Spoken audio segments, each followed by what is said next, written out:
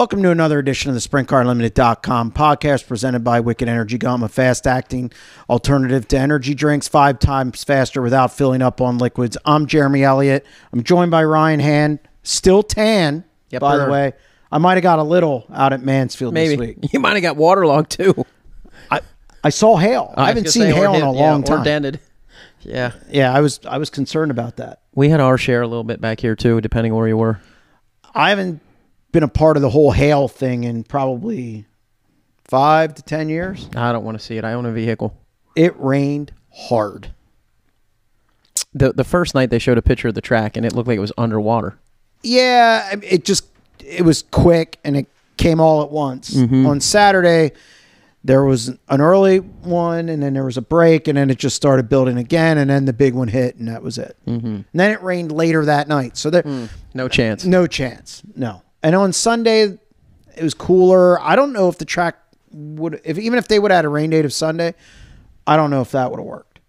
Just because of flooding or whatever. I don't know that rain dates work either way.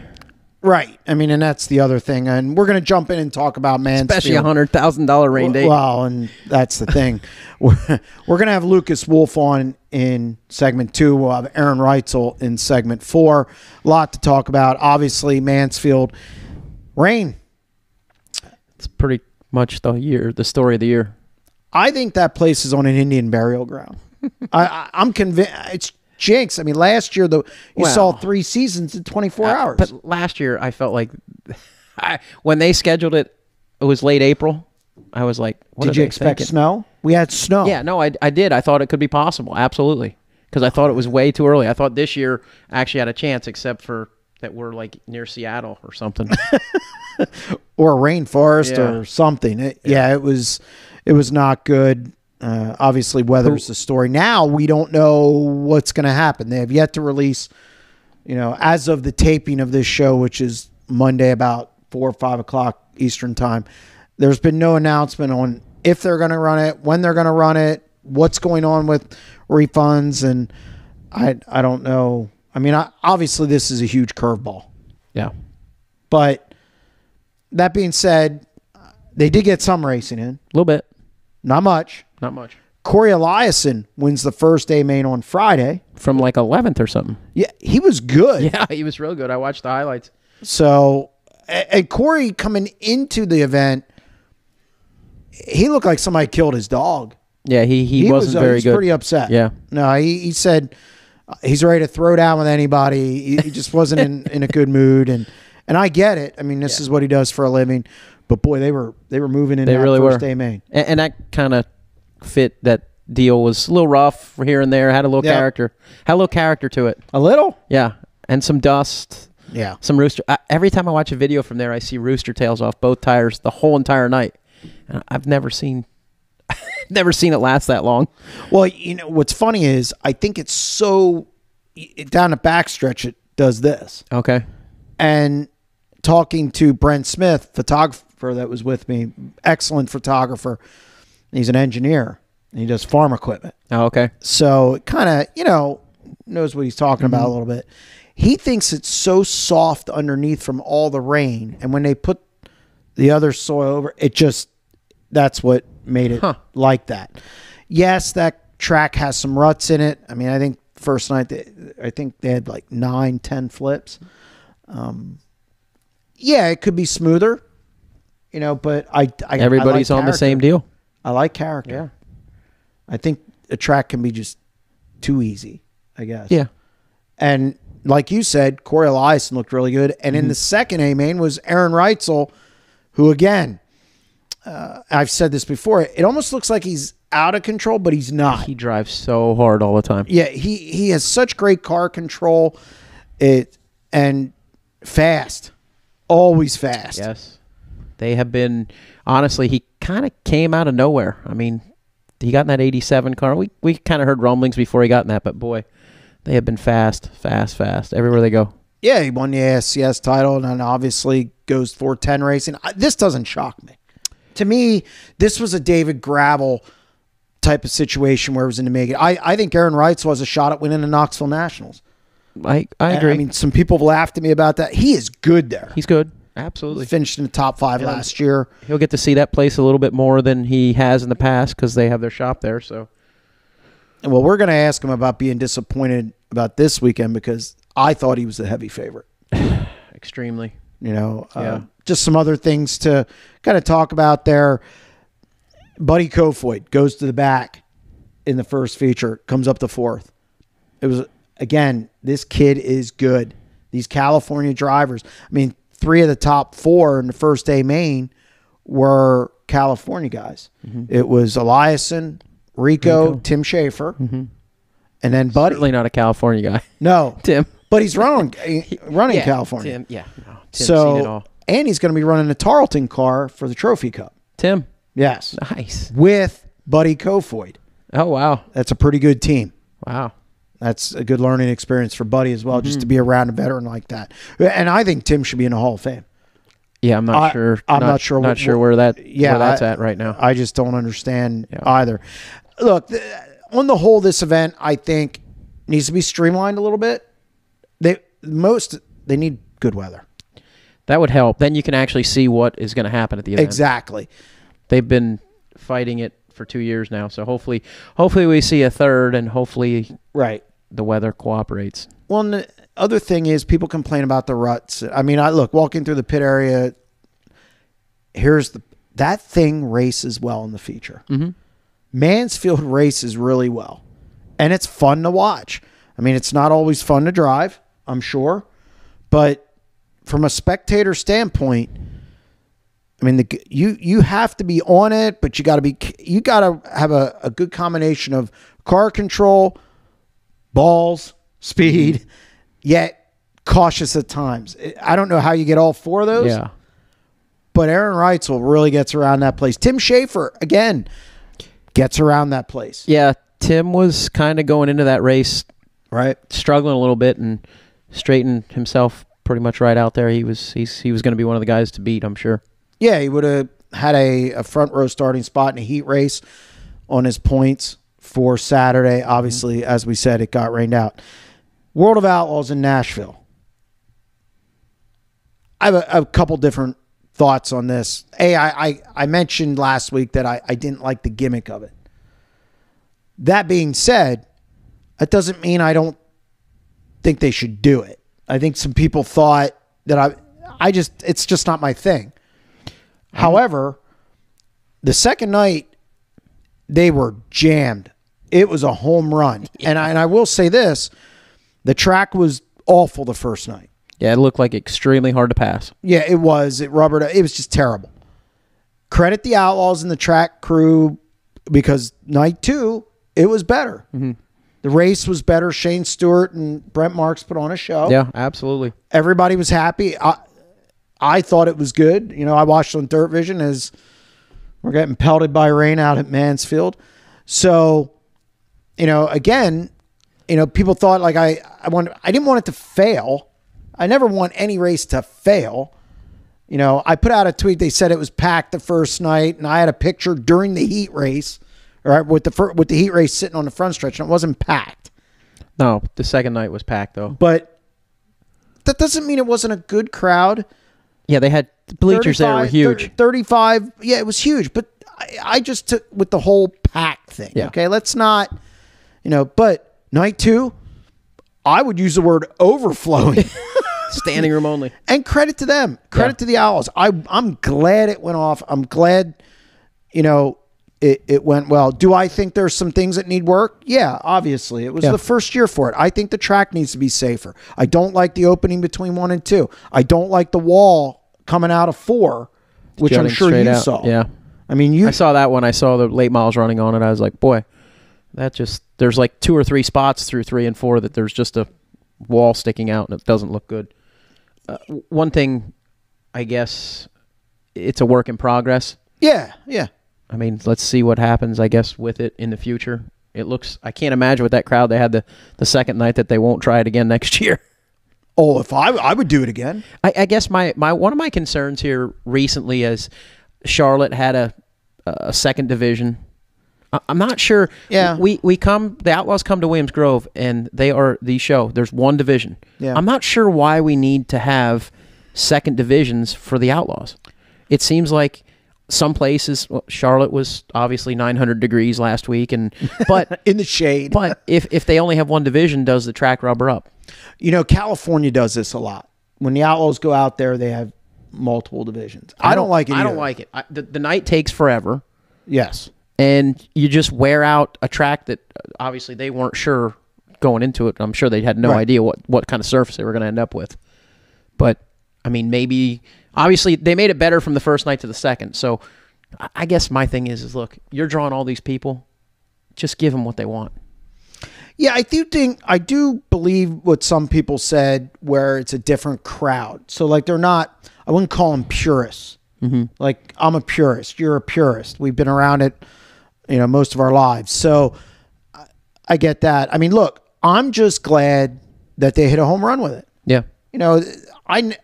I've said what kind of bothers me is I've said great things about the Outlaws all along. I've said they have the best product, which they do. Mm-hmm. They have the best drivers, which they do. And they put on the best events, which they do. Absolutely. So it's not a negativity thing. There's some safety issues and there's one at a local track that I'm going to talk about soon. I hope they do it again. It's gimmicky and stuff, and I get that. Brings new fans in. Nashville, that's Party Town Central. Yeah. Some of the stuff I saw, it sounds like everybody pretty much loved the nightlife and yes. even the day life there. It looked like, sure. It looked very, very nice. Look, it's the bachelorette capital of the world for a reason. Wow. The NFL draft went there. You don't need much more of a pat in the back than that. Yeah. From the standpoint of a city. So... One of the things I think that kind of did shock me is that they had a lot of cars. MOA being off, IRA being off. Yeah. I think that helped tremendously. Yeah, they had 40 and 37. A couple guys come from like Wisconsin area and stuff. I'm like, holy cow. Absolutely. Yeah. And that's great. I think. Absolutely. Now, do I like it the same weekend as Mansfield? No, I don't. I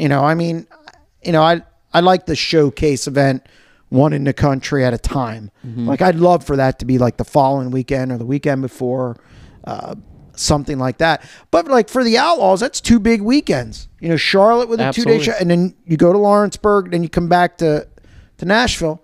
Hey, I'm okay with that. Mm-hmm. So yeah, I just wanted to get that out there. It's a great event. And Donnie Schatz, one night one. Mm-hmm. Not Baylog kind of missed the bottom.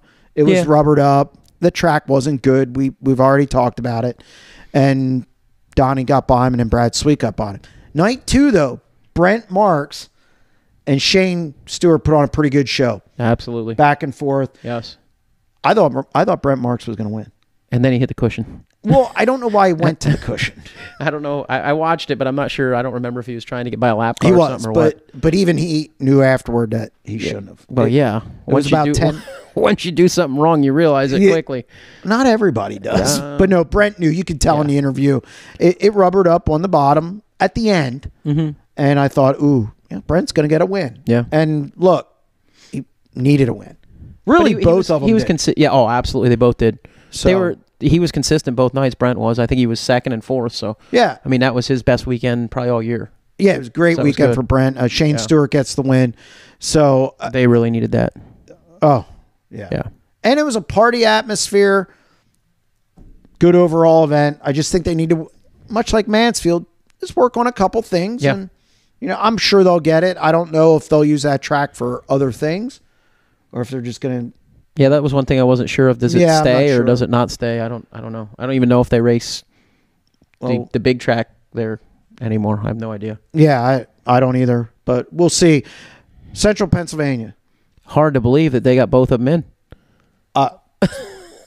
The best place to be this weekend was PA for the weather. Oh, wow. It seems like Nashville was. Yeah. They had good weather. Yeah. Pennsylvania, Danny Dietrich, win number 7 at Williams Grove. Win number 7 overall. Well, yeah. Meaning overall at Williams Grove. Mm-hmm. Caught Dylan Cisney on the last lap, wins by 0.066 seconds. Here we go. I wish I could see a video of that. Yeah. I'm trying to figure out how I see any highlights from Williams Grove anymore. And we hear the Grove beat up so much for racing. And I think at times unfairly.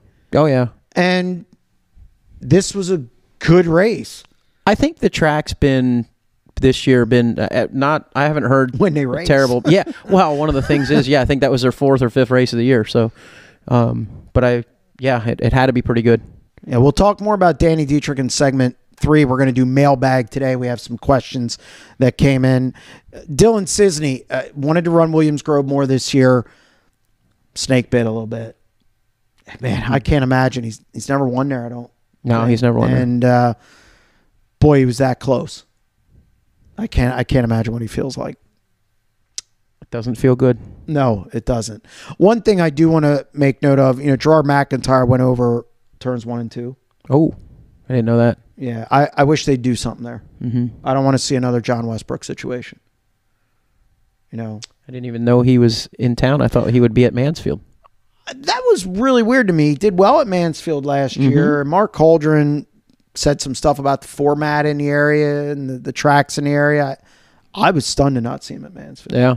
But regardless, he went over the fence there. I'm just glad he was okay, but I wish they'd do something there. Mm-hmm.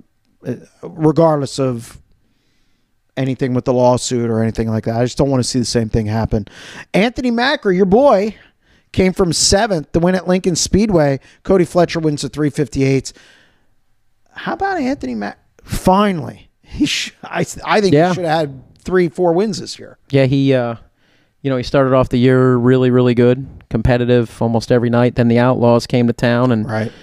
I would say he didn't time trial probably as good as he was hoping, and it put him way behind the 8 ball. And I guess the good thing is the Outlaws left, and he kind of got his speed back. So hopefully the confidence is back too. Yeah, and it's a big win for him. It was Moon Byers' 300 in a sprint. Yeah, Anthony tweeted that out. I didn't realialize that, but that's good note. That's a lot of wins. That's Absolutely. a lot of years doing it and a lot of wins. 27 cars there. There were no 410s at Port Royal. Danny Dietrich not there. Took the night off. Mm-hmm. I'm okay with that. With all the racing that goes on. Yeah.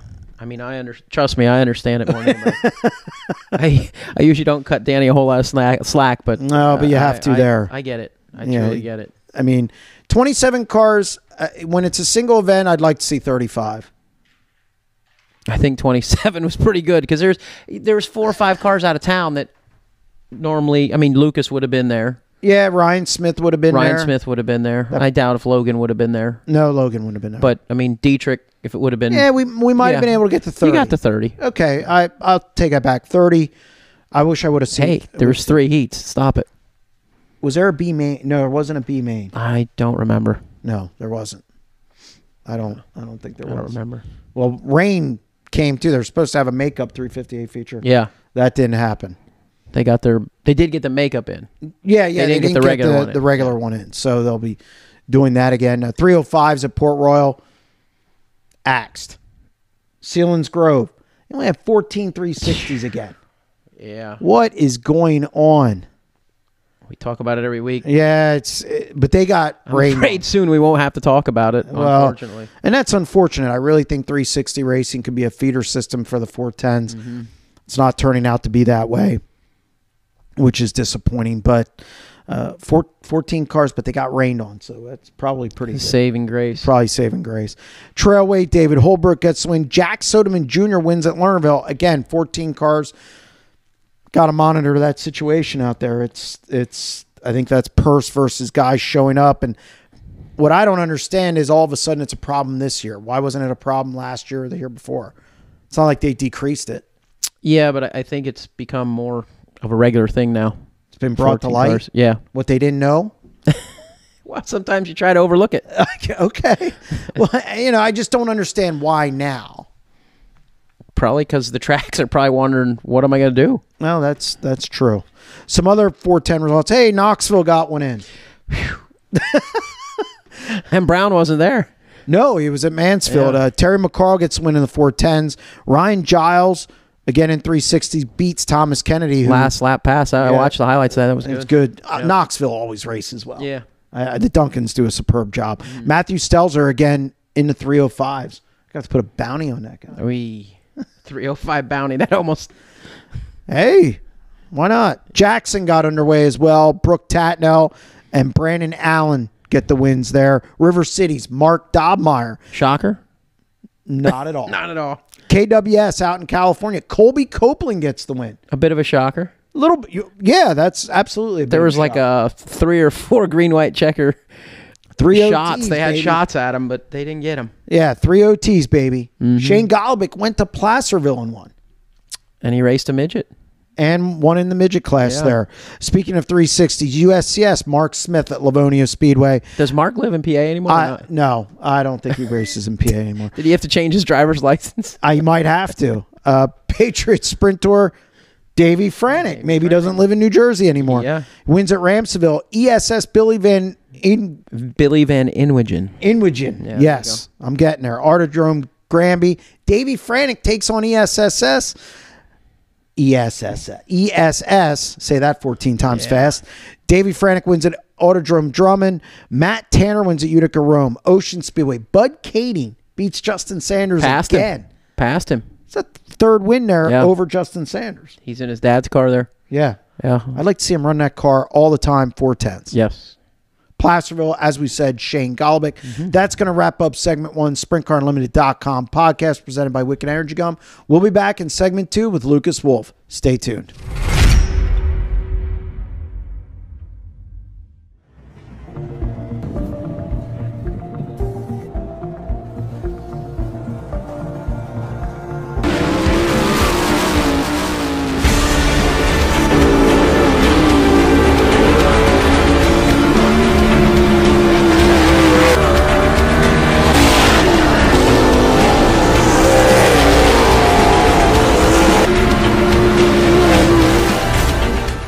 Welcome to segment 2, SprintCarUnlimited.com podcast presented by Wicked Energy Gum. Join us on the phone is Lucas Wolfe, who, like me, was at Mansfield Motor Speedway this weekend and got wet. Lucas, how you doing?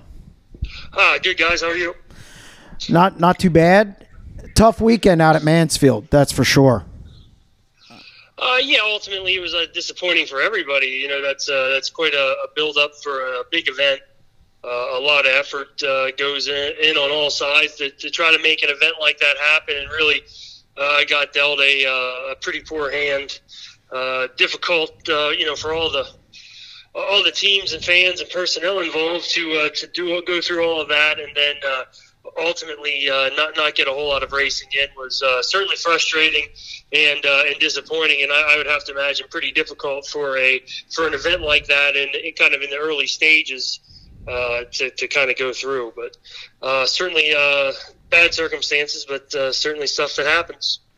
You know, Ryan and I talked about this in segment 1, and you and I talked about it over the weekend a little bit.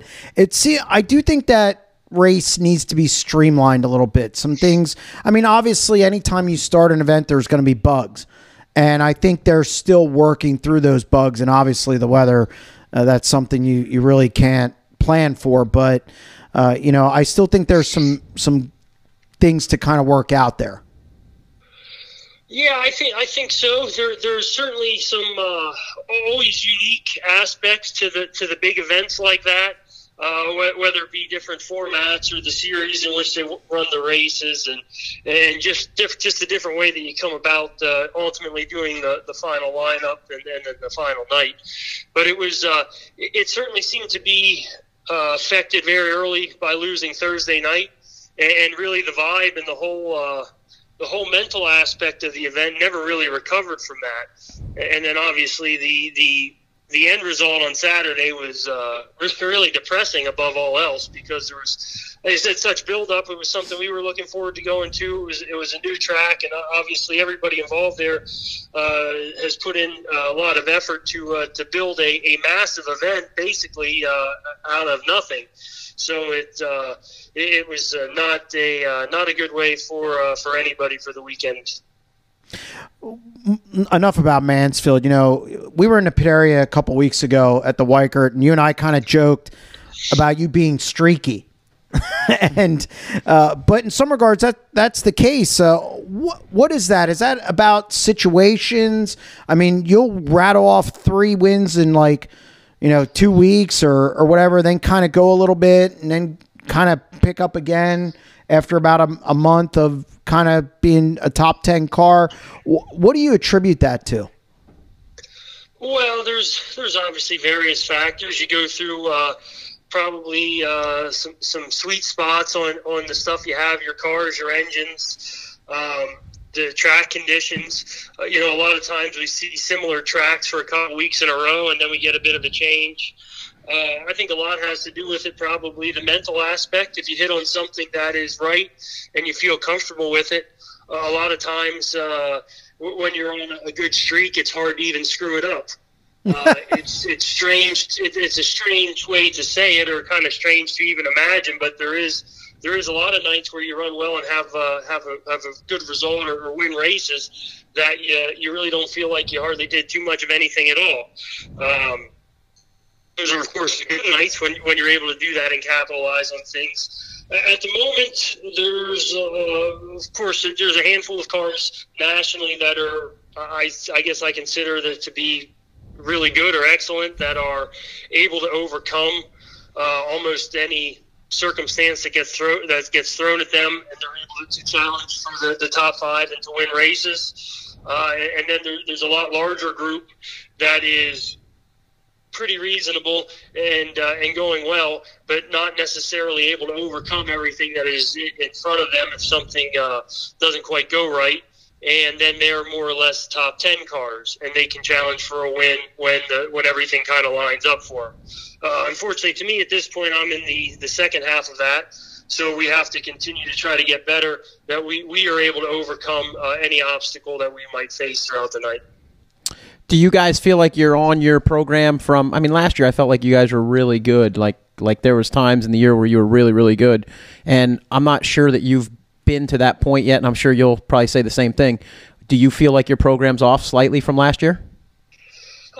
In certain aspects, yes. I think there's actually been good gains in some of the areas that we were weaker, but we've lost a bit of a step in the areas that we were the strongest, possibly.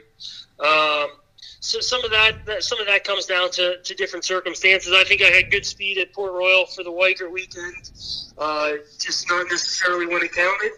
I time trialed terribly the first night and was at the back. And the second night I thought I had speed and cut a tire. I think I was in pretty good position to challenge there. So it's not all bad, but we haven't been as good, well-rounded. Shockingly enough, the track where I was worst at last year that we raced regularly, I thought was Lincoln. And I actually thought at times that was my best track this year. So as you know, things kind of change and bounce back and forth. But ultimately, it's strange to say in June, but it's still kind of trying to find our feet a little bit and get into a little bit of a rhythm, which fortunately there's a lot of races coming up that are hopefully going to provide us the opportunity to do that. Absolutely. I think the weather has kind of maybe put everybody maybe a little behind, and they don't have a rhythm yet and such. I guess with Speed Week starting up here shortly, you guys are going to be right there in the thick of things and time trial races and such. Well, hopefully so. Those are all races that you're responsible for your own success. I always thought. Yes. Where you're able to time trial and put yourself in the right positions. It doesn't always go exactly to plan, but at least you provide yourself an opportunity which should be starting close to the front. And that still is, regardless of how good cars are.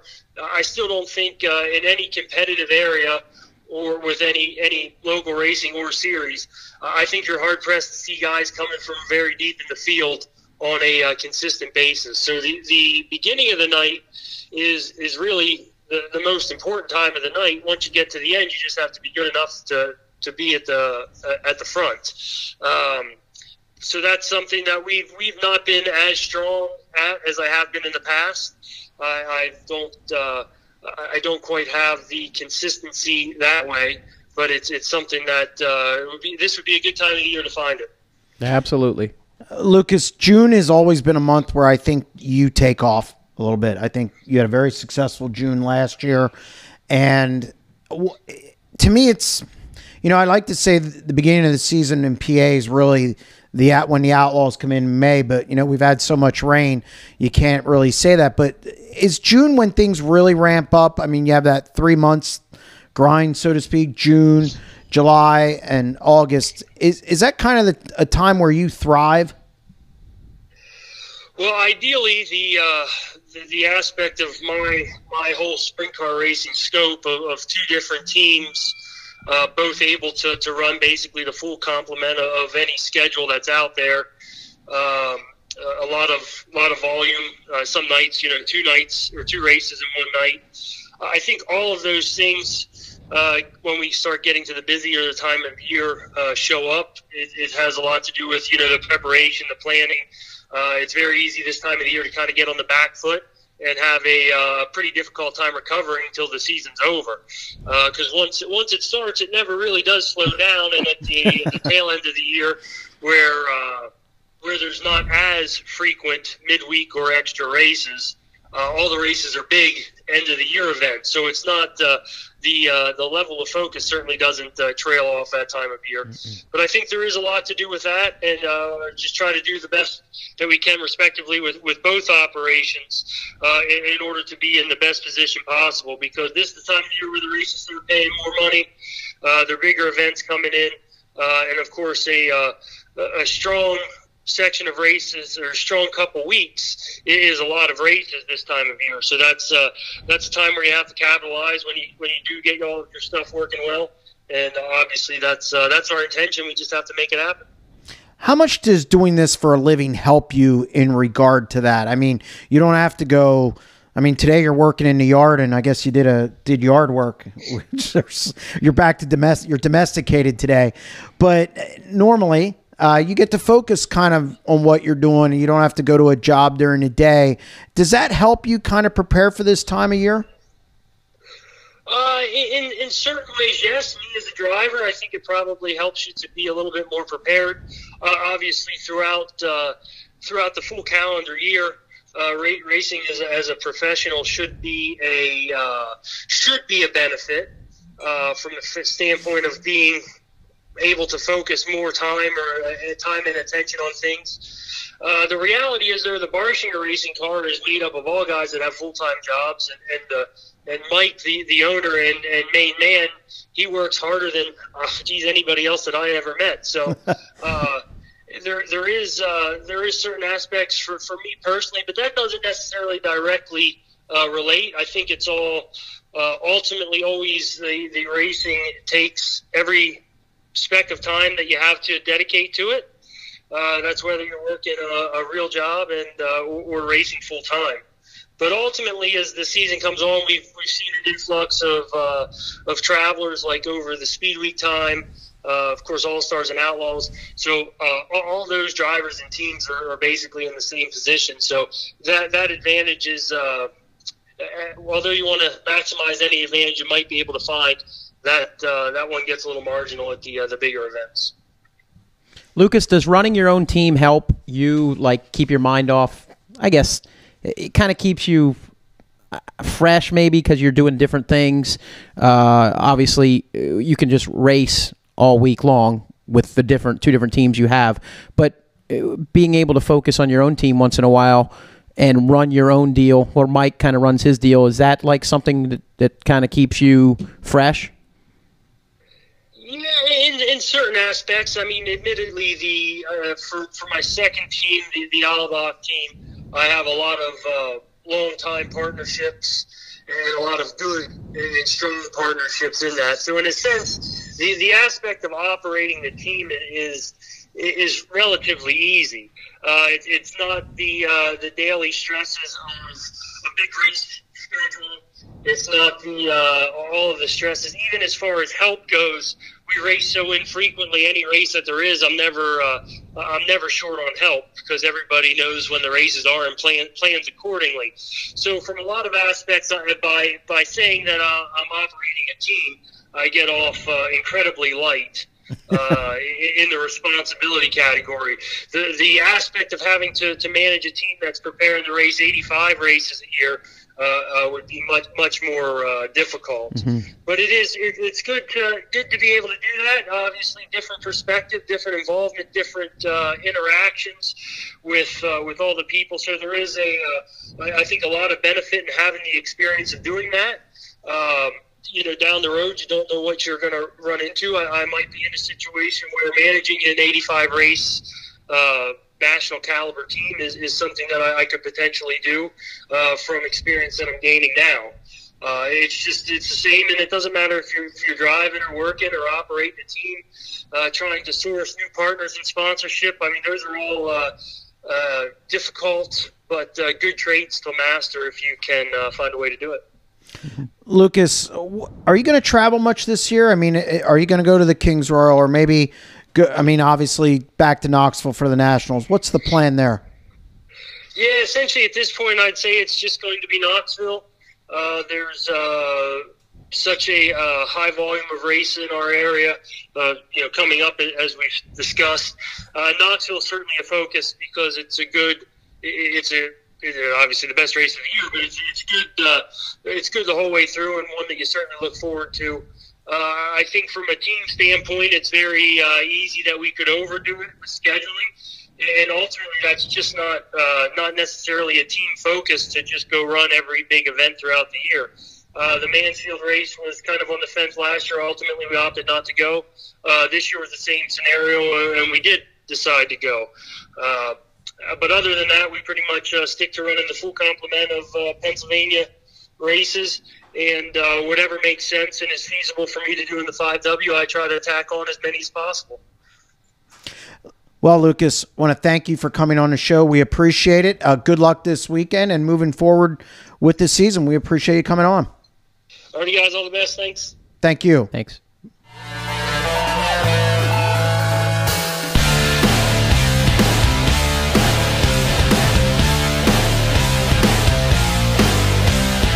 Check out SprintCarUnlimited.com for sprint car news from around the country. One click away every day.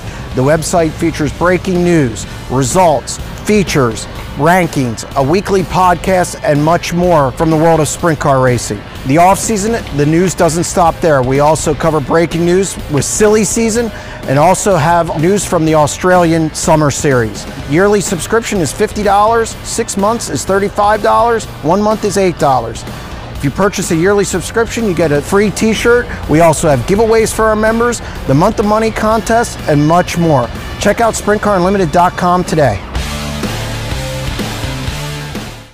Welcome back to segment 3, SprintCarUnlimited.com podcast presented by Wicked Energy Gum and Wicked Cushion. I'm Jeremy Elliott.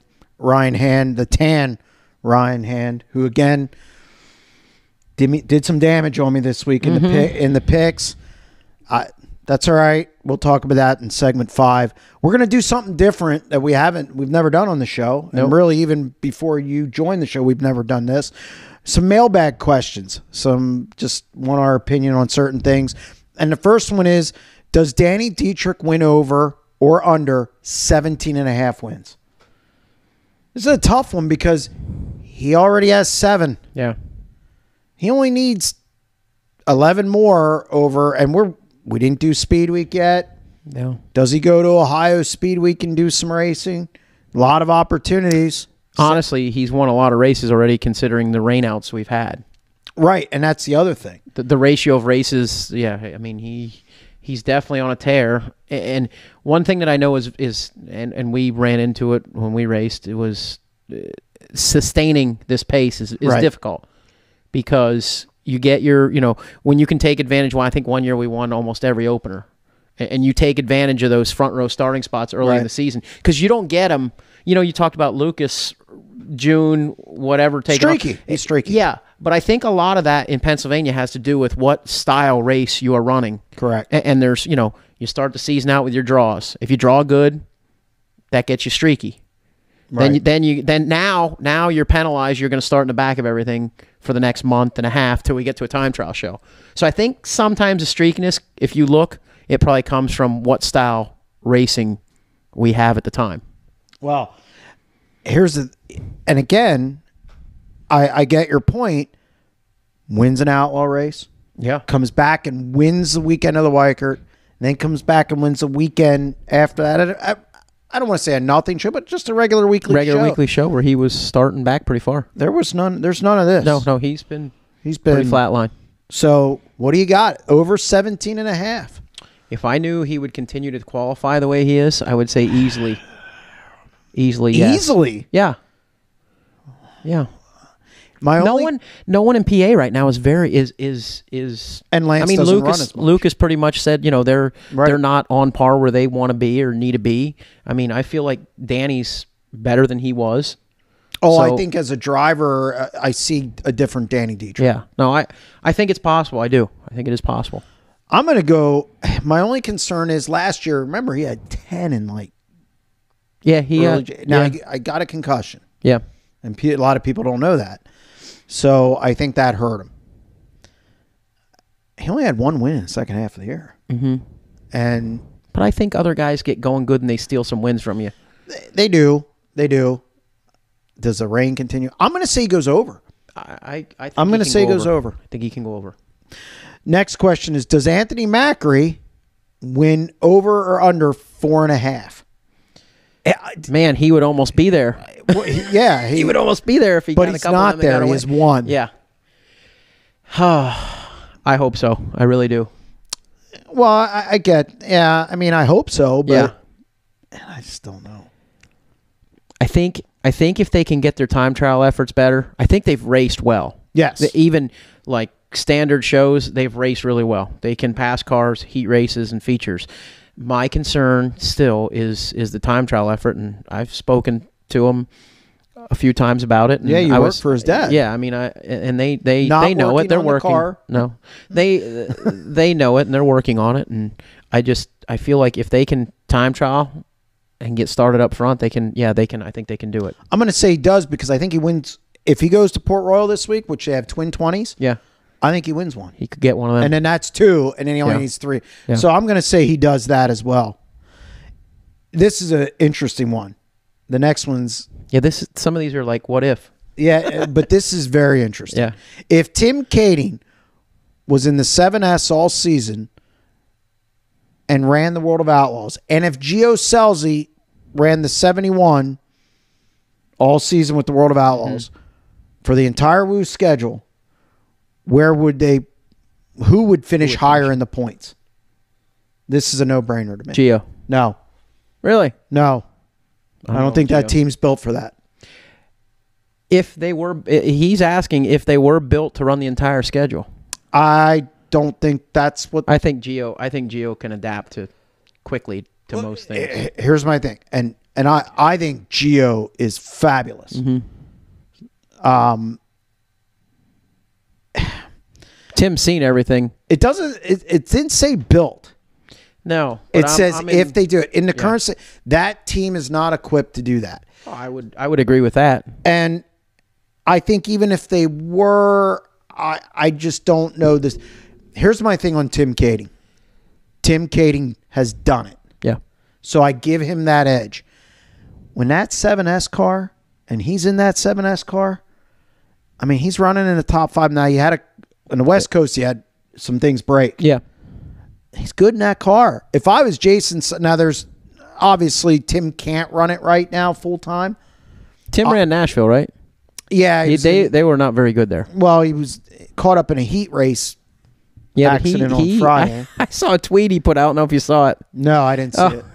Probably one of the few tweets I didn't see. He was pretty down on his confidence, I can tell you that. Well, one thing about Tim's honest. Yeah. And absolutely. I don't think we have enough of that in racing, but I believe if Tim had an off season and Jason Sides put him in the car and they had an off season to work on things, I think that could be a top 5 car. It would be close. Tim Kading can win races. Mm-hmm. Them guys like to party. The two of them guys together. Okay, that has to be cleaned up. That has to be a little concerned with that. Look, we're not breaking news there. No, but no. I think Tim's really good. No, I agree. I think Tim's really good. I think Tim keeping his focus for an entire season is probably the biggest hurdle. But it's when an he's interesting focused, debate. It is. When he's focused, he's one of the best sprint car drivers out there. Absolutely. And Gio is really good. Now, he did make a mistake at Mansfield. Yeah. And it was and he knew it. I mean, this isn't me picking on him. He knew that barreling into turn 3 on the last lap to pass Price Miller, and he just blew through the turn and hit the wall. Mm-hmm. He knew he made a mistake. He was already qualified. There were no points involved with that. Yeah, maybe pick up a row or whatever it is, format. I think that'll be a learning curve for Gio there. Well, he said to me, and it's funny, he was like, I'll do probably dumber things in dumber spots. I don't know. He I seems like like Gio. a quick learner. Yeah, I like Gio. I think Gio's fabulous. I think Tim's really good. Mm-hmm. And I would love to see Tim Kading run the full World of Outlaws swing. And I think the World of Outlaws would like to see Tim Kading run it's a personality. Oh, yeah. He's going to win races. It's that California element. Again, bring in those fans in. I think it's a win-win-win, but it's an interesting debate. Where would Tim, I hit on this, where would Tim Kading finish in the points if he ran Outlaws? I think if he's with 7S, I have him 4th or 5th. Wow. Really? I say got to finish races. That's the only thing. Yeah, I was going to say 6th or 7th. It's where I would have him. No, so we're not that far apart. No. I just think it's tough. A top 5 in points for the Outlaws. Absolutely, it's tough. It's tough. You got the best of the best. It's tough. It should be tough. Yeah. When the World of Outlaws have a flat tire, why doesn't anybody change both tires? I don't think you're allowed. You're not allowed. The only way you can change a tire is if it's flat or if the wheel is in jeopardy of bend, problem, or if there's something wrong with the wheel. Yeah. So that was an easy one. Yeah, that was a rule question there. That's a rule question, and that's why you don't see guys change a left and a right rear. Unless you have a screwdriver in your hand. It could be flat quick. You know what? I'm probably sure. I'm sure that's went on. Oh, is this I can is this something that happened in your past? No, I've heard about it though. I've heard it happening. You're not that convincing. No, I've heard it happening, and it wasn't from me. You didn't do it. No. One time. Okay, here it comes. No, one time we were at an All-Star. I think Stevie was driving the Zemco car. We were at an All-Star race in Fremont, and you got to run the same tire all night. Yeah. And we were like going to be on the front row of the dash, and we had mufflers on, and the muffler had fire coming out of it. Right. And it basically burned the right rear tire off. Stevie didn't know it. He was sitting there warming up the car after the heat race. Oh, no. And we get back, and the car goes zoop. I'm like, uh-oh. Had to start 9th. Where'd you finish? I don't remember. We didn't win. Cost you a win. Yeah. And this is one from Joe Von Schultz. Did Lee Harvey Oswald act alone? I don't even know what to say to that, Joe. I don't believe he did. I think Joey Bats is with him. I don't believe he did. There's a lot of conspiracy theories out there, but I don't think he did. I don't think it's common sense to think he did. I don't have an answer for that one. Anytime you want to send us any questions, regardless of what they are, other than Lee Harvey Oswald, I think. Try to keep it racing related. Or we'll do a sports question here and there. About the Redskins? Will you take one about the Redskins? Maybe closer to football season. Don't make me think about it all year. That's going to wrap up segment 3. SprintCarUnlimited.com podcast presented by Wicked Energy Gum. We'll be back in segment 4 with Aaron Reutzel. Stay tuned.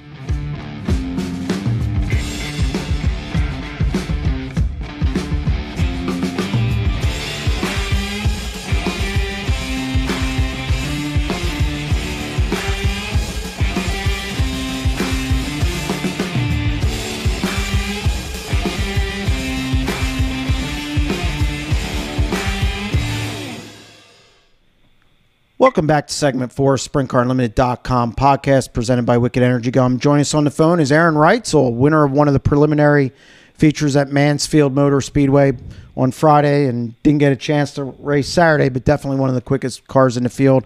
Aaron, how you doing? Oh, not too bad. Just sitting here getting the boss's car ready to go for Fairbury tomorrow night. We're going to go out there with the 17 car and run with the Outlaws. Oh, good deal. I'm sure you were probably the most disappointed they didn't run Saturday, because I thought obviously you were the favorite to win that race. You showed speed again on Friday and were one of the quickest cars in the field. How disappointing is it to, maybe have a chance to add a big race like that to your resume and then not have it go off so well? Yeah, disappointed is a huge understatement. Probably a lot more pissed off and frustrated and a lot of other good words, but it's just pretty sickening. We were really good there. We're really good there last year, but I know they're going to try and do a makeup date and whatnot, but I don't know. I know we've got really good speed right now, and I kind of feel like the makeup date just kind of gives people more time to get their cars better and whatnot. The thing is we've done a lot more racing than a lot of those guys have this year because, we went run with the Outlaws and this and that. I know our team is really good right now. Our cars are really good, but I also feel in the same way that a lot of the people just aren't really good right now, that a lot of people are struggling, and that was kind of something I was looking forward to on that weekend. I just felt like a lot of people are struggling, and that's kind of helped us out because we've been out racing so much. And, so it's kind of disappointing that I don't know when they're planning on the makeup date being, but it just kind of gives everyone a little bit more time to get better and stuff like that. You mentioned your speed and this speed you've had really all season. It seems like every time you touch the track, you're fast. How much has the fact that you've been able to prepare in the off season and kind of ease into this season, whereas last year you threw it all together, how much has that kind of helped you kind of have all this speed once you got into the season? Yeah, that's probably a really big part of it. The Bossmans, they got us a new shop this year, so they were able, they got us a shop, but they also got us, our shop, we've pretty much got a machine shop here too. And, I started off working in an engine shop, so I know how to run all the lathes and mills and all that stuff. So we were able to tweak all our stuff a little bit more and, fine tune all our stuff a little bit more. But then also, the Bossmans allowed us to spend quite a bit of money this off season on, just getting the right equipment and more of it. And that's probably a big part of our success is, we just have top-notch equipment right now. Hey, Aaron, it's Ryan. Has obviously you spoke of your shop. It is located in Knoxville.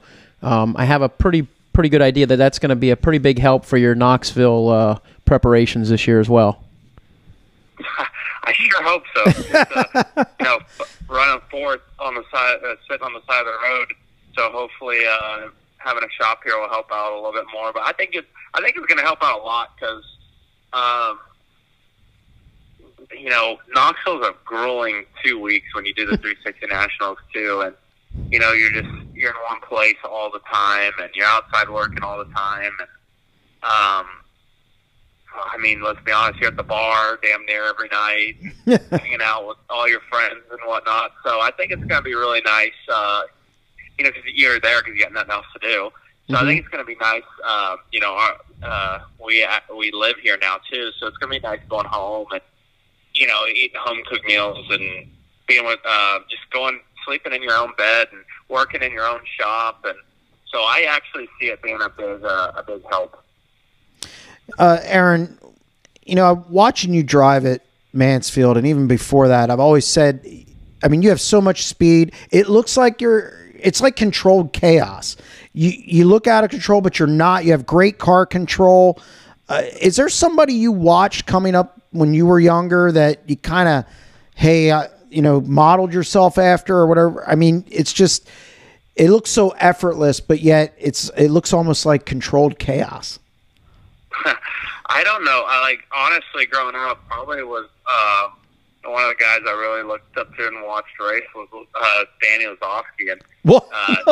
He's not the controlled chaos guy. He's the smooth guy. So I've always thought growing up that I was more on the smooth side. So I don't really know where this gassing it up, like in rough and heavy racetracks or like in tracks that are up on the fence came from. Well, if you don't know, I don't know. It's suiting you pretty well, though. I can tell you that right now. I mean, that's how. Honestly, when it rained at Mansfield and they started working it, it was looking good for a little bit, and I was getting pretty excited because I thought it was going to be rough and heavy and turning cars over, trying to do the full white salute. So I was getting pretty excited there for a second. What is it with like big tracks? Big tracks seem to suit you extremely well. You come to Port Royal, and it's almost like, honestly, it's like you just picked it up right away. You've been fast every time you're there, and I know you kind of grew up through the ASCS stuff, and there's not too many huge, big half miles in that deal. So, like, I've always thought that I was a little bit more on the good on the smooth side, and that's where Port Royal comes from. But honestly, if without bullshitting, I think I'm better at Port Royal in 1 and 2 when it gets up on the fence. That's where I feel like I get all my speed, and then 3 and 4, I feel like I get my ass kicked. You hold your own in 3 and 4. Trust me. The 69K is really good on the bottom of 3 and 4, but I mean everybody else you have a pretty good handle on. Yeah, I tried telling Steve. I said, "Hey, we need a fence in 3 and 4, just like we have in 1 2. If we can keep the dirt in the racetrack to build up on the wall, I think we got something for that blue car." You would have liked it for the Weikert race then, because she was out there. Yeah, I saw the highlights of Dietrich going above the cushion to win that race. That was pretty cool. Yeah. Aaron, obviously the rainouts we've talked about, I think we talk about them every week. I mean, you have run more than most, but do you almost feel like you have a bigger advantage against the rest of the all-star guys, not only because you've raced more, but because you're seeing the tracks for a second year in a row, because you're in Knoxville? I mean, this has got to look like a Major League Baseball hitter hitting a softball. I think we definitely should have more of an advantage this year, just from, we have notes, like you said, seeing them for a second time. We've got notes. We've got notes what not to do, what we liked, what we didn't like, stuff like that. Just having our team for a second year, and like we talked about earlier, just being more prepared has got to be a more of an advantage as well. But by any means, it's not going to be easy again. Last year was beyond incredible what we were able to accomplish, and this year it's still, we can be as prepared as we want, be as fast as we want, but at the end of the day, you still have to have some luck. Yeah, Jeremy really wanted to ask what you were going to spend the All-Star Championship money on. Did you figure it out yet? But I do understand that's why they run the races. But you're certainly a heavy favorite to that. Well, I mean, hell, the way the rain's going, they might as well write us a check.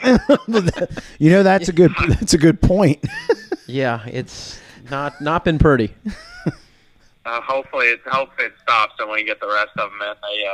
They've got a lot of them rescheduled. The All-Stars are really good about that, on trying to get, if we lose a race, they're really good on trying to pick it back up. So they've got a lot of them rescheduled. I know they're trying to get a lot more of them rescheduled. I think like 50% of them are rescheduled right now, and I know they're trying to get the other ones rescheduled. So they're really good on that. So hopefully the weather will just start cooperating for us. Aaron, during the offseason, you had a pretty big decision to make. I felt, me and Jeremy talked about it, we felt like your team and you were pretty well ready to go outlaw racing, and you decided to take another year of the All-Star Circuit of Champions. Can you explain the decision-making process there? We needed to clean a lot of things up as a team. We had a few unnecessary DNFs last year, and that was our first year of 410 racing, so some of those DNFs were on part our fault on stuff we were picking to run as drivetrain and rear end stuff, but we've cleaned a lot of that up, by switching over to Aaron's drive shafts, AL drive lines, and some things we did different with DMI, and that was my 360 days where we'd run that stuff and get away with it. Mm-hmm. It takes a lot more now, so just a few other little things that we've needed to clean up and grow a little bit more as a team.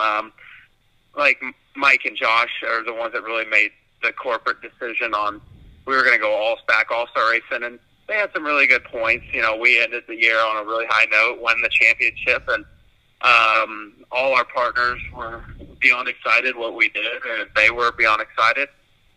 They didn't want us to go out there and, you know, get our teeth kicked in, and everyone kind of just be on a now, and, you know, everyone start getting frustrated with each other and whatnot. So they wanted just one more year of try to clean everything up a little bit more. And, you know, I think as of right now, we've only had one DNF. So so far it's a pretty good start. And, you know, we'll get through this year, and then hopefully we'll go out on the tour next year.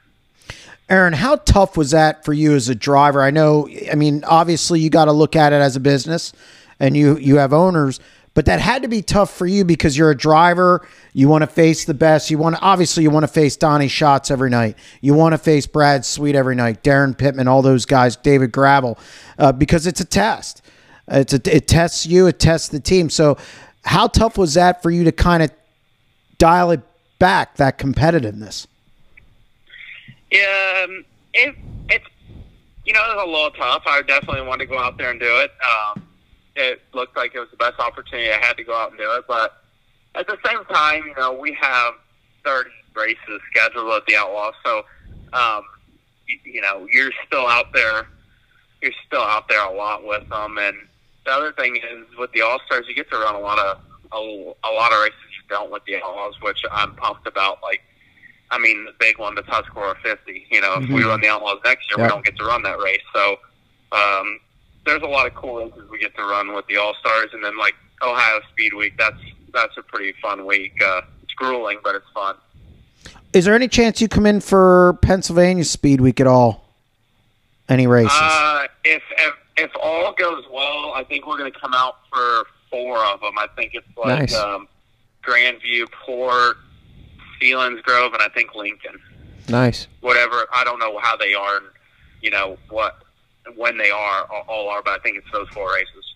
Yeah, they're right in the row. Now, you mentioned next year possibly doing Outlaws. I'll be surprised if you don't.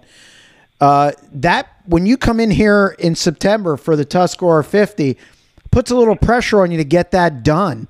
Have you thought about that? And I'm sure that's probably the biggest race you have circled on your schedule, other than the Nationals. Yeah, the Nationals have to be my number one race on my. That's just a race where, honestly, you never really think you can win it. But like last year, running 4th and being in the pace with those guys, you realize you're actually getting really close to winning it. And that's just after watching Jason win it. You know, Jason was a guy I grew up racing with a lot and watched race a lot. And after watching him win it, it really, really, really made me want to win it. And Mansfield's another race that I get to run because we didn't run the Outlaws. That's a race I want to win, just because I think what Cody's doing is a pretty good deal. And as long as the fans and everyone keeps supporting it, I see that race to keep growing and moving on to bigger things. So, Tuscarora 50, you know, I went there for the first year 2 years ago, and that race is like an event, and that's what we don't have enough of is events. Agreed. And, yes. That's why I really wanted to win that one. Just all the fans that are in the infield having a good time, and you know, just 50,000 kind of a plus, but just going into PA Posse land and winning against those guys. I just want to put my name on all the big races, and so one day when I retire and look back and, you know, say, you know, I put my dent in the sport. Well, Aaron, I think you're doing that now. I think you're one of the fastest cars in the country. I've said you have a shot at the Nationals. After watching you last year, I think, you know, there's a definite shot. So, again, thank you for coming on the show. Congratulations on your success so far this year, and good luck in the future. Hey, thank you guys for having me. Yep, take care.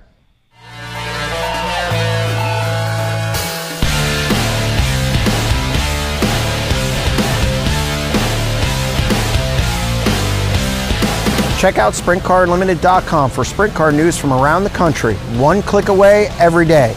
The website features breaking news, results, features, rankings, a weekly podcast, and much more from the world of sprint car racing. The off-season, the news doesn't stop there. We also cover breaking news with silly season and also have news from the Australian Summer Series. Yearly subscription is $50, 6 months is $35, 1 month is $8. If you purchase a yearly subscription, you get a free t-shirt. We also have giveaways for our members, the Month of Money contest, and much more. Check out SprintCarUnlimited.com today. Welcome back to segment 5, SprintCarUnlimited.com podcast, and this one almost shames me.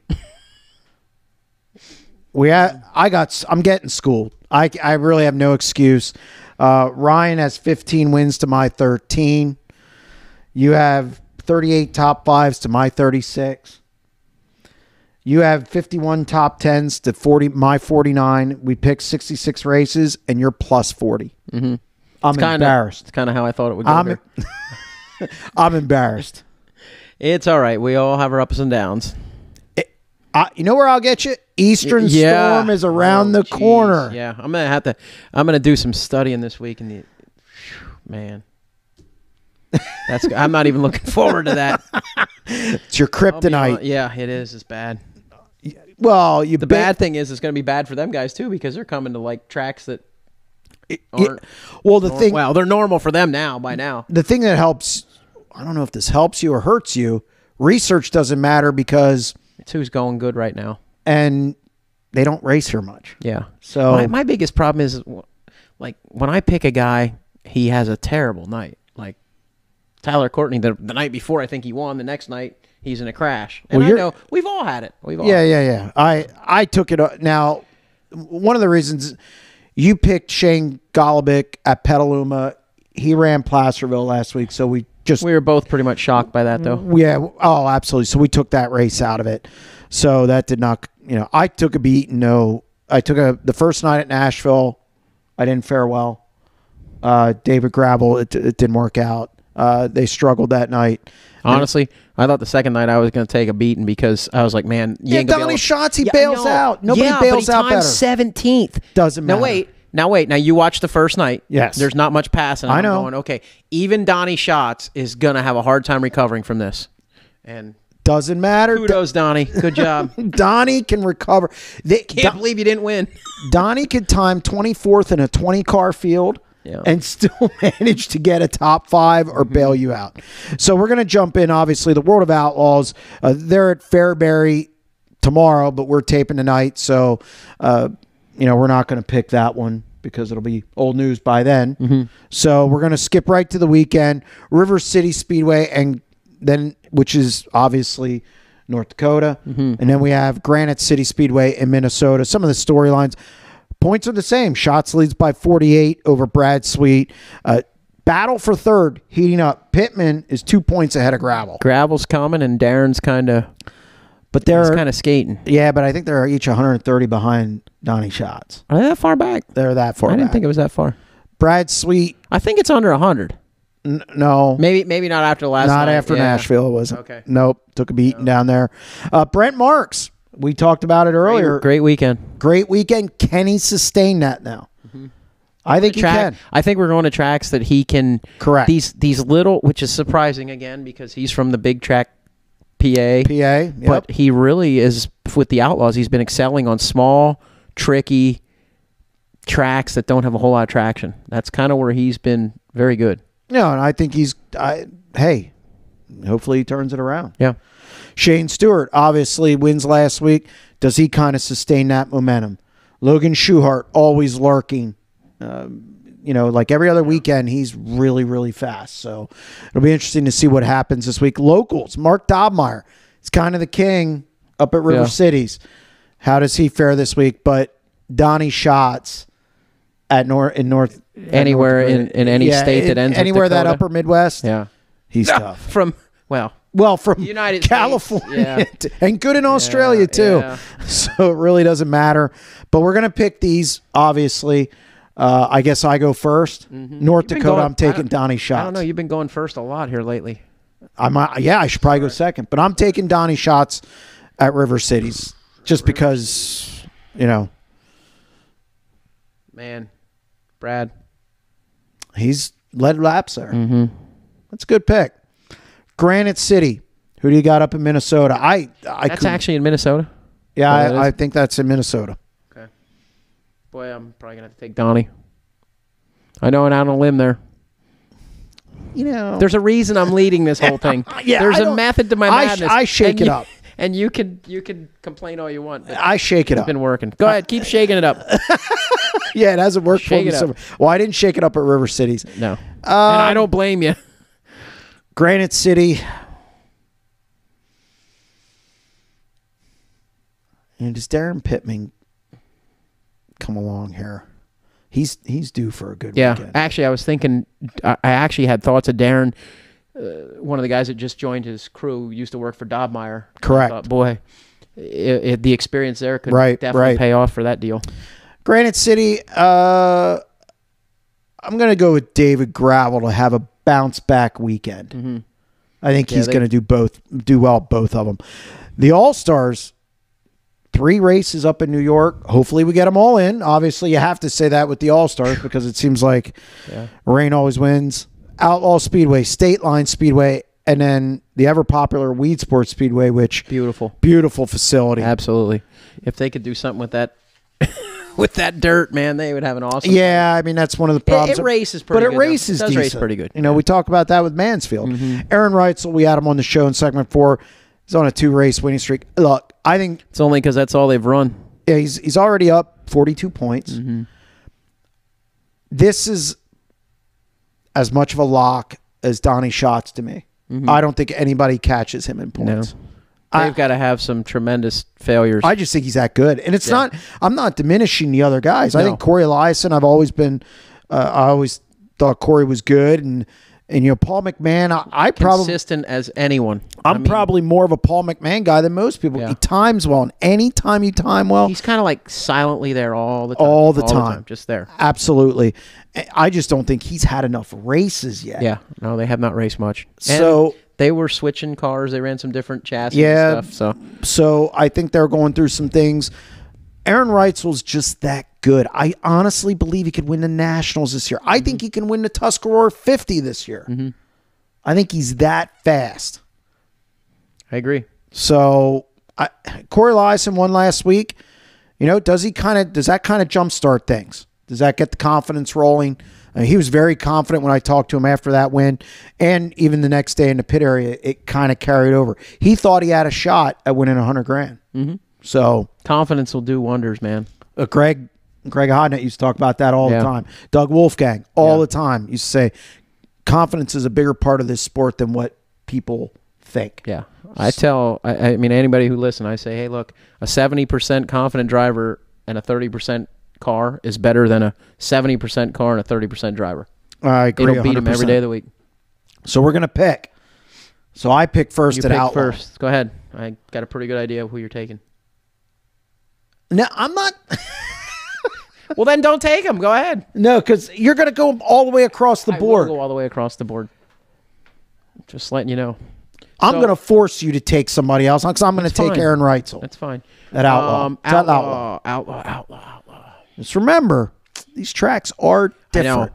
Last year, we ran State Line, and it was very slick. Actually, Carson Macedo was in Gertie's car and just beat us all down. And then the next night, he beat us all down worse at Weedsport. So I'd take Macedo, but he ain't going to be there. You can take Macedo if you want. Yeah, I know. You would love that. Outlaw. I'm going to go with Brock. Ah, you're killing me. Why? Oh, I thought you were taking him at something else. No, you were going to take him at State Line because he was really good there last year. He qualified really good there. Yeah. Well, I'm going to take Reutzel at State Line. I'll take Brock. I think Brock's going to have a good New York swing. Yeah. No, they should have good notes from there last year. They were fast qualifying. Right. And even racing, they were fast. Who's going to go up from... Is anybody go up from PA? We'll see. That's the other thing. Does Danny Dietrich go up? Does Gerard McIntyre's run the All-Stars? He won up there last year, but I'm not... He won Lebanon Valley. He won Lebanon Valley. Yeah. Does Tony Stewart show up? Yeah. He runs well up there. He runs well on them little slick joints. So now we go to Weedsport, and I have first pick. I wish Brent Marks was going to be there because he pistol whipped those guys. Logan Schuchart runs good there too. Yeah, I mean it's All Stars is tough, and Weedsport's really tough. That's a crapshoot. Super slick. Yes. And I don't know. I'm sure the modifieds are with them. Oh, no doubt. So there'll be 30 of them. So that makes the track even more. Well, I'm sure Outlaw have 85 divisions with the All Stars. There's a good chance they'll have 5 divisions. So, you know what? I'm going to take Brock again. Okay. At Weedsport. I'll take Reutzel. Thank you. It's a good pick, though. Brock was really good there last year. I expect him to be right all the time. Almost makes it. Tell you. There's a reason I'm winning this thing. ASCS Speed Week, Devil's Bowl, and Lawton Speedway. And Devil's Bowl is obviously in Texas. Lawton's in Oklahoma. It's the Sizzling Summer Speed Week, which I just like the name. I like to say Sizzling. Seems early for Speed Week, doesn't it? Hey, well, Midget Week's going on this week, too. And then we have Eastern Storm. Yeah, I guess the Speed Weeks are about to begin. Yep. Only 6 races have been run with ASCS this season. We thought we had it bad. No kidding. Sam Hayford has won 3 of them. Not a shocker. Third in points, he's only 11 back, and he missed a race. Thomas Kennedy has 2 wins. Carney has the other. Mm-hmm. So and Kennedy isn't running with them guys, I don't think. I doubt it. Yeah, I would assume he'd probably be up at River Cities. Be a tough. Yeah, I would think so. I would hope so. So we're not going to pick those because we just don't know who's going to show up. So why even bother? Peter Murphy Classic was supposed to be run a few weeks ago. Got postponed to this weekend. It's going to be a 2-race weekend at Thunderbolt Raceway, Tulare, whatever you want to call it. Brian Freya Memorial for the Thunderwing 360s and USAC West Coast on Friday. And then we got King of the West on Saturday with some other divisions. $11,000 to win. How many cars? 19, 20? I mean, I hope they get more for $11,000 to please. win. I don't care what the payoff is. I mean, it's $11,000. Exactly. I mean, come on. What we won't see is Shane Golubic. Right. He's running the Midget Week, or so I'm told. Justin Sanders will be at Placerville. He won't be there. No banana this week. Two picks. Probably our 2 picks if they'd be there. Yeah, so Joe said I can't pick Golubic anymore, so. Is that what he told you? No. No. I don't think anything's going to stop you from picking favorites. No, it's not. It's got me where I'm at. So, who picks first for the Peter Murphy? I do. Who do you got? Oh, I'll tell you what. Dominic needs a good run. I'm going to take Dominic Scelzi. You suck. And you say I stage these. I wanted Dom. I'm going to take... Oh, God. I really thought you had the All-Star thing staged so you could take Reutzel 2 out of 3, but you were not smart enough to do that. Come on, Brock. Bring me some love. I need a comeback. I need to get you off of picking him, and people need to beat him so you stop. I'm not going to stop because he's going to run. Stop. No. I got a theory. You did it with Pittman. I ride him out. Look, he's not going to run out of the top 5. Come on. No, he's not. Stop. I know. Pick your California. It's tough. It's a crapshoot out there because you have the guy. Tulare's a crapshoot. If you can keep your right rear wheel on the car, I'm going to take Willie Croft. There you go. I have a feel you like Willie. When I take the I haven't taken Willie yet this year. I think you did. You picked him one other time. Yeah, he's good at Tulare. He was mad. I was watching the highlights from that race, and somebody spun out in front of him, and he had nowhere to go, and his car shut off, and he was pounding on the hood. I was like, oh, man, that sucks. Central PA, kind of a calm before I think the Eastern Storm comes in and some other things. Regular show at Williams Grove. They have super late models on the card. Lincoln Speedway has 410s, and the URC 358 Challenge, which I think is going to be very interesting to see how many cars they get. Yeah. I hope Sealands Grove don't race. Why? On Saturday night. Why? Well, then no URC guys go there. That's true. Yeah, no URC guy goes there anyway. Sorry. And Mark Smith. What are they going to do for the rules for that race? Are they going to let URC run URC stuff? And yeah, well, you can run a big wing if you're 358. So you can. Yeah. Oh, okay. Yeah. So sometimes they don't let you do that. If you're 358, you got to run their rules. I think they did last year. I'm not 100% sure, but that'll just be interesting to see how many cars they get. Babs Motor Speedway Thursday kicks the weekend off. We have the Greg Hodnett Foundation race. We're going to pick that. Oh, we are? Yeah. Okay. So I'll pick first. I don't even know if Lance is going to be there. I don't think. Yeah, he's going to be there. No, he ain't. I don't think he's coming. I saw his schedule. Actually, he's going to Knoxville in 2 weeks. Correct. I'm going to take Danny Dietrich just because Danny Dietrich is so good at BAPS. All right. I'm Go going ahead. to take Lucas Wolfe. Okay, good pick. Come on, Luke. Port Royal Speedway has twin 20s, which, man, I love twin 20s. I do. You don't like them because... You never worked on a race car. No, I haven't. But from a fan standpoint... No, wait. Now, I was reading the rules earlier. You got to run the same right rear in both features. Okay, that I don't like. Yeah, that's different. But you can put a new one on beforehand. You can put a new one on for the first feature, and then they're tagging that tire, and you got to run that thing. Hey, 40. When you're going to win a 20-lap race, you better pretend it's a 40-lap race. That's true. No, you bring up a good point. It's going to be... Actually, the right rears wear better than the left rears do there, so it might not be as bad a thing as it sounds. Well, again, no, I like twin 20s. I like when the Grove does them. It's a throwback, and I get all nostalgic. You don't get nostalgic about now, it. 420s like Penn National used to do that. Oh, cool. I remember the 420s. Oh, yeah, that'd be cool. Trailway will also be in action. That's going to wrap up this edition of the SprintCarUnlimited.com podcast presented by Wicked Energy Gum and Wicked Cushion. Stay tuned to SprintCarUnlimited.com for all your sprint car needs throughout the week. Next week, we'll preview Eastern Storm. Mm-hmm. Season's kicking up. I do want to add something, though. Congratulations to everyone that got in the Sprint Car Hall of Fame this past week. Absolutely.